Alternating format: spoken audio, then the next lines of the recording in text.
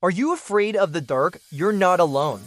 But while it's easy to dismiss this as a common childhood fear, did you know that our survival may depend on our response to darkness? From an evolutionary standpoint, there are good reasons for why we have a biological predisposition to be afraid of the dark.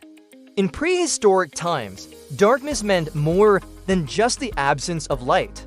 It was associated with dangerous predators that prowl the night looking for prey. For early humans, darkness was full of unknowns, making it a legitimate source of danger. After all, visibility is an important factor when it comes to avoiding or escaping a predator. Without it, you're much more vulnerable. And our ancestors weren't the only ones who preferred to hunt under the cover of darkness. Many nocturnal animals are predators, such as owls, bats, and many species of insects.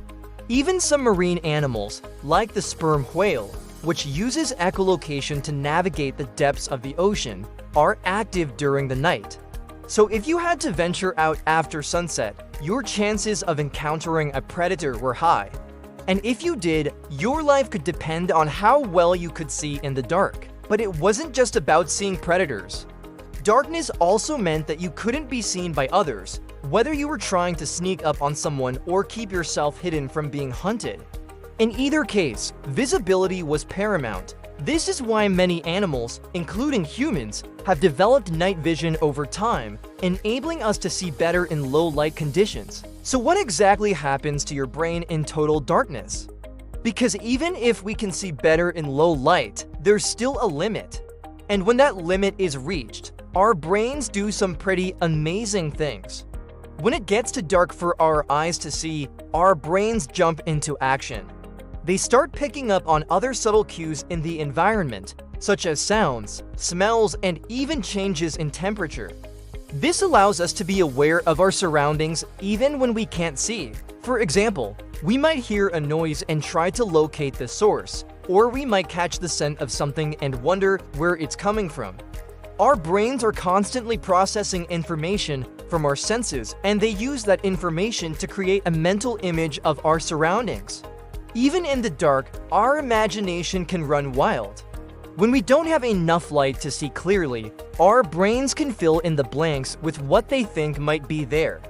This can make it seem like there are things in the darkness that aren't really there. In fact, our imaginations can trick us into thinking we're seeing things in the dark when we're really not. It's almost like our brains are trying to make sense of the darkness by creating their own images to fill in the gaps. But sometimes our imaginations can play tricks on us, especially when we're already scared. For example, if you're watching a horror movie in the dark and you hear a sudden noise, you might imagine all sorts of scary things that could be happening.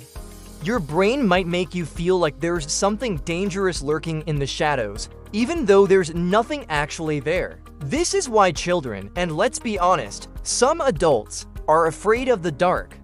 It's not just because they can't see in the dark, but because they don't know what might be in the darkness. The uncertainty is what makes it so scary.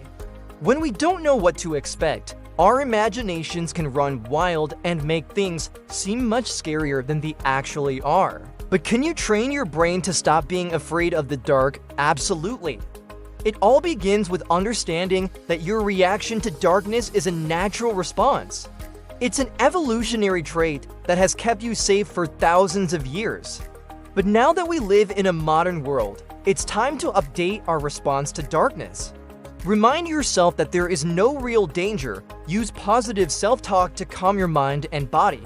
Focus on your breath to bring your body back to the present moment. Visualize a safe and happy place. This can help you relax and feel more at ease. And if it helps, use dim lights instead of total darkness to make the transition easier. Over time, you'll train your brain to feel safer in the dark. It won't be easy, but with practice, you can overcome your fear. Just remember to be patient with yourself and celebrate your progress along the way. If you enjoyed this, smash that like button and subscribe for more. Drop a comment too. I'd love to hear from you.